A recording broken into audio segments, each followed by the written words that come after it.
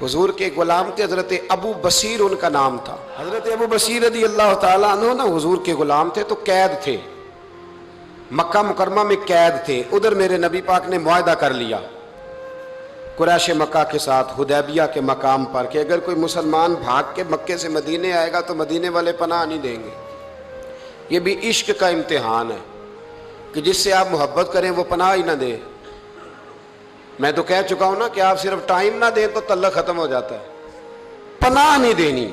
नबी पाक सल्लल्लाहु अलैहि वसल्लम ने वादा कर लिया कि पनाह किसको नहीं देनी। बोल के बताइए। काफर तो पनाह लेने आ ही नहीं रहा था, किसने लेने आना था? सारे बोलिए। फरमाया कि मैं पनाह नहीं दूंगा जो वहां से आएगा। हुजूर ने वादा कर लिया। हजरत अबू बसीर भागे आए और सहाबा कहते हैं जब आए ना तो उनके हाथों पैरों में भी जंजीरें बाकी थी। हजरत अबू जंदल के साथ भी ऐसा हुआ, पर वो हुदैबिया में हुआ। लेकिन ये मदीने आए, जंजीरें थी, खून बह रहा था और तड़प के रोए, या रसूलल्लाह मुझे बड़ा मारते थे वो। हुजूर मैं जेल तोड़ के भागा हूं। अभी अल्लाह के रसूल उनकी बात सुन ही रहे थे कि 4 बंदे कुरैश मक्का का खत लेके आ गए, आपका वादा था पनाह नहीं देंगे। कितना मुश्किल मकाम है। एक गुलाम भाग के आ जाए। मैं कहा करता हूं कि सिर्फ आप साथ लेके ना जाए आए तो लोग कहते हैं कि मेरे से तो दिलचस्पी छोड़ गए। हालांकि असल मोहब्बत उसकी होती है कि महबूब तवज्जो भी ना करे पर वो कहे कि मेरी तो ड्यूटी गुलामी करना है ना। ये असल मोहब्बत है, ये ऐने मोहब्बत। मैंने आपको पहले भी कई दफ़ा कहा है, मेरे हज़रत साहब रहमतुल्लाह अलैह ना कुछ बंदों को उठ के मिलते और कुछ आते तो सलाम भी पूरा सा लेते। मैंने एक दिन कहा हुजूर सारे ही मुरीद हैं, पीर भाई हैं, तो कुछ से आप बड़ा उठ के बगलगीर होते हैं, प्यार करते हैं, कुछ से सिर्फ ठीक है गुजारा हो जाएगा। तो हजरत साहब फरमाने लगे ये जो मैं जिससे बिल्कुल सलाम नहीं ना लेता उससे मुझे प्यार ज़्यादा है और उसका भी मुझसे प्यार। मैंने कहा जी वो किस तरह? कहने लगे कुछ बंदे ऐसे होते हैं प्रोटोकॉल ना दो तो डर होता है भाग जाएंगे, और कुछ का पता होता है कि जूते भी मारो तो ये हमारा, ये जा नहीं सकता कहीं, जूते भी मारो तो कहीं जाएगा, ये इसको किसी प्रोटोकॉल की जरूरत। जिसने प्रोटोकॉल मांगा उसने तो गोया कहा कि मैं आप इज्जत करेंगे तो आऊंगा, नहीं करेंगे तो नहीं आऊंगा। तो ये आधे हाथ से सलाम लेते हैं, कभी भी नहीं बिठाया साथ, चल ठीक है भाग जा अपना काम कर, लेकिन है मेरा, कहीं जा सकता, इसने इधर ही रहना है। इसलिए कुछ लोगों को प्रोटोकॉल की कोई जरूरत नहीं होती। कुछ कहते हैं मैं गया हूं तो मिले ही नहीं, मैं प्यार ही नहीं किया। तो भाई ये अभी आप कच्चे हैं, आपको पक्का होना चाहिए, अभी पुख्तगी की जरूरत है। समझे जो बात अर्ज करने लगा। हजरत अबू बसीर वहां खड़े हैं, नबी करीम अलैहिस्सलाम के पास वो खत लेके। कितना मुश्किल मरहला था। एक बंदा भाग के आया है, जंजीरें हैं, खून है, सफर है, रो रहा है, तड़प रहा। हुजूर मुझे ना भेजिएगा, ये मुझे मारते हैं।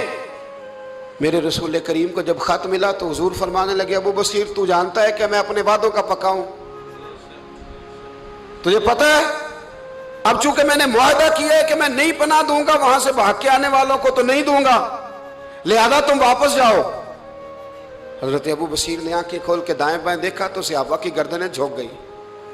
नबी करीम अलैहिस्सलाम की आंखों में भी आंसू चमके कि अल्लाह कितना मुश्किल मरहला आता है मैदान मोहब्बत में। फरमाया वापस जाना पड़ेगा। हजरत अबू बसीर वापस निकल रहे हैं तो रो रहे हैं। जब बिल्कुल मस्जिद से निकलने लगे तो अर्ज करने लगे या रसूलल्लाह आपका जिम्मा कहां तक है, ये पनाह ना देने की बात कहां तक है? तो हुजूर ने फरमाया मदीने की सरहद तक, मदीने की, इससे बाहर तो आम इजाजत है जिसका जहां दिल करे। हुजूर ने बस कह दिया मदीने की सरहद तक मेरा जिम्मा, मैं पनाह नहीं दूंगा किसी का। हुजूर फिर ठीक है।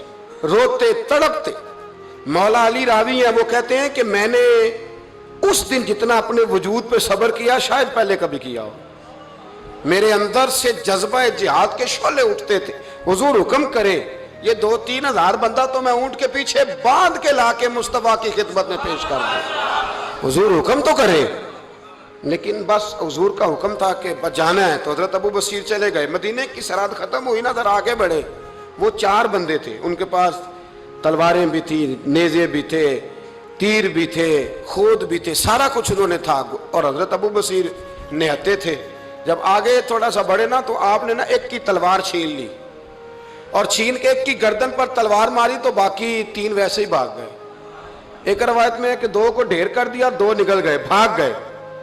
اب مدینے حضور پناہ نہیں دیں گے، مکے جا نہیں سکتے۔ ایک مقام ایس تھا، امام بہقی نے اس کو لکھا ہے، مقام ایس تھا، وہاں کھجوروں کے باغ تھے، ٹھنڈے پانی کے چشمے تھے۔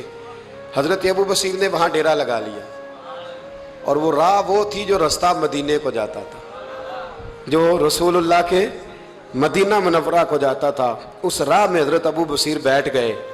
اب جو مکے سے بھاگتا نہ ظلم و ستم تھے، وہ حضرت ابو بصیر کے پاس آ کے ڈیرا لگا لے۔ آہستہ آہستہ بندے 70 ہو گئے، پھر تعداد آگے بڑھی تو بندے 300 ہو گئے۔ اب یہ مکے والے یہ کرتے تھے کہ مدینے والوں کو قافلہ مکے کے پاس سے گزرتا تو ان کا سامان رکھ لیتے، پریشان کرتے۔ اب انہوں نے پتہ کیا کیا، کو مکے کا قافلہ مدینے کے پاس سے گزرتا تو یہ اس کا سامان رکھ لیتے، اس کو کہتے تنگ کرتے ہو۔ اب چونکہ حضور کا ذمہ تو مدینے تک ہے۔ سالوں بیت گئے، جو بندہ مدینے جاتا نا، حضرت ابو بصیر اس کو کہتے ایک دفعہ میرے رسول کو بتا دینا کہ میں راستے میں بیٹھا ہوں۔ تو ان کے ساتھی کہتے، حضرت ابو جندل بھی آ گئے تھے، ان کے ساتھی کہتے کہ یار سارے زمانے کو پتا ہے تو بیٹھا ہے، پھر پیغام کیوں دیتا ہے؟ فرمایا بس میرا شوق ہے، صبا درے مصطفیٰ تے جا کے کمی درود و سلام نسیمہ جانب بطحا گزر کن ز احوالم محمد راہ خبر کن، میرا پیغام دے دینا نبی پاک کو، میرے ذرا کہنا کہ میں راہ میں بیٹھا ہوں، حضور کی بارگاہ میں عرض کر دینا۔ اور جب کوئی مدینے سے ہو کے نکلتا تو اس کو بلاتے اور پوچھتے کیا حال ہے میرے مصطفیٰ کے مدینے کا، کیا حال ہے رسول اللہ کے نواسوں کا، کیا آج کل طرز ہے ابو بکر صدیق کی، پوچھتے۔ کہتے ابو بکر تو قریب بیٹھتے ہوں گے نا نبی پاک، گویا فاروق اعظم تو قدموں میں رہتے ہوں گے، عثمان غنی تو بڑی نوکری کرتا ہوگا، طلحہ زبیر علی المرتضیٰ یہ تو بڑے قریب رہتے ہوں گے، چل یار جب واپس جائے نا تو میرا بھی سلام میرے رسول کو عرض کر دینا۔ راہوں میں پڑے زمانے گزر گئے، سالوں بیت گئے، اتنے تنگ آئے مکے والے کہ انہوں نے نبی پاک کو خط لکھا کہ یہ والی شیخ ہم ختم کرتے، وہ 300 ہمیں بڑا ستاتے ہیں، آپ انہیں مدینہ ہی بلا لیں، خود ختم کرتے ہیں۔ ادھر میرے رسول پاک نے جب خط پہنچا تو فٹافٹ فرمایا قلم لاؤ، کاغذ لاؤ، حضور نے خط لکھوایا، فرمایا ابو بصیر تمہیں مبارک ہو، آ جا مدینے، جگہ بن گئی ہے، اجازت ہے تم آنا چاہو تو آ جاؤ۔ حضرت ابو جندل فرماتے ہیں وہ شدید بیمار تھے، ایک قاصد دوڑا دوڑا آیا، این ابو بصیر، بھئی تم میں سے ابو بصیر کون ہے؟ ہم نے اشارہ دیا یہ ہے حضرت ابو بصیر، تو وہ قاصد آیا، جب اس نے خط دیا نا تو اتنے کمزور تھے کہ اٹھ کے بیٹھا نہیں جاتا تھا، وہ خط پڑھا تو ان کی آنکھوں میں کھل کے آنسو آئے اور کہنے لگے ابو جندل ادھر آ، یہ خط تو پڑھ۔ کہتے میں نے خط پڑھا تو رو پڑے، کہنے لگے فزت برب الکعبہ، رب کعبہ کی قسم میں کامیاب ہو گیا، یہ دیکھ میرے نبی کا نا پیغام آ گیا، دیکھ پیغام آیا ہے، حضور کا پیغام آیا کہ تو آ جا، یہ لفظ کہے، کلمہ پڑھا، روح پرواز کر گئی، کلمہ فزت برب اللہ، سجنا سا توڑ دی بھائی تے جان دیتی راہ تیرے، پرواز کر گئی روح۔ پھر میرے محبوب کے صحابہ نے وہاں مسجد بنائی جہاں انہیں دفن کیا، حضرت ابو جندل نے وہاں مسجد بنائی، اور پھر میرے رسول ان کی قبر میں تشریف لائے، حضور نے دعائیں فرمائی۔ صاحبو، جن لوگوں نے نبی پاک علیہ السلام سے محبت کی، انہوں نے ذات رسالت کے ساتھ، حضرت ام حبیبہ تھی نا، جب آپ نبی پاک کی ذات سے پیار کرتے ہیں تو پھر آپ کے لیے دین پہ عمل کرنا بھی آسان ہوتا ہے، پھر کوئی بات ماننی مشکل ہے۔ بھئی ہمارا تو بیٹا، ہم پیار کرتے ہیں تو بیٹا سارا کچھ منوا لیتا ہے، منواتا ہے کہ نہیں منواتا؟ بیٹی نہیں منوا لیتی، تو کیا جب حضور سے پیار کریں گے تو دین ہم سے سارا کچھ نہیں منوا لے گا؟ سارا کچھ منوا لیتا ہے۔ حضرت ام حبیبہ، صحیح سند کی روایت عرض کر رہا ہوں، حضرت ام حبیبہ حضور کی زوجہ ہیں، جناب ابو سفیان رضی اللہ تعالیٰ عنہ کی صاحبزادی ہیں۔ مدینہ منورہ پیغام آیا کہ ابو سفیان وصال کر گئے، انتقال ہو گیا، بیٹی کے لیے خبر آئی کہ باپ فوت ہو گیا۔ 3 دن عدت گزری تو چوتھے دن ام المومنین حضرت ام حبیبہ اٹھی، غسل کیا، دھلے ہوئے کپڑے پہنے اور اپنے جسم کو خوشبو لگائی۔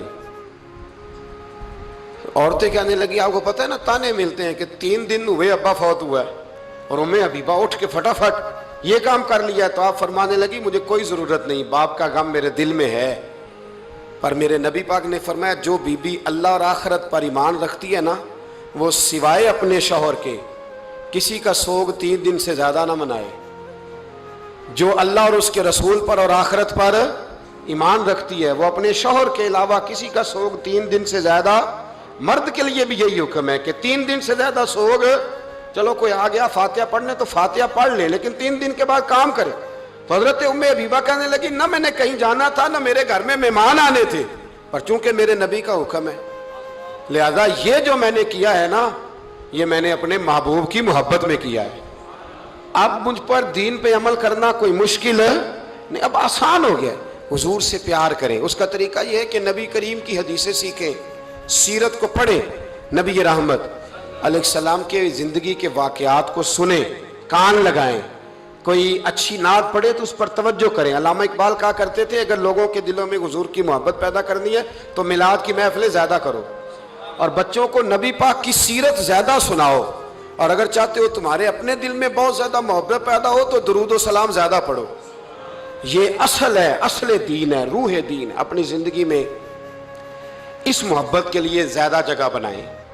باقی جتنی محبتیں یہ تنگ کریں گی، قبر میں پریشان کریں گی، اور اگر نبی پاک کی محبت ہوئی تو اعلیٰ حضرت فرماتے ہیں لحد میں عشق رخ شاہ کا داغ لے، ہم نے اندھیری رات سنی تھی تو چراغ لے کے چلے، اندھیری رات سنی تھی تو چراغ لے کے چلے۔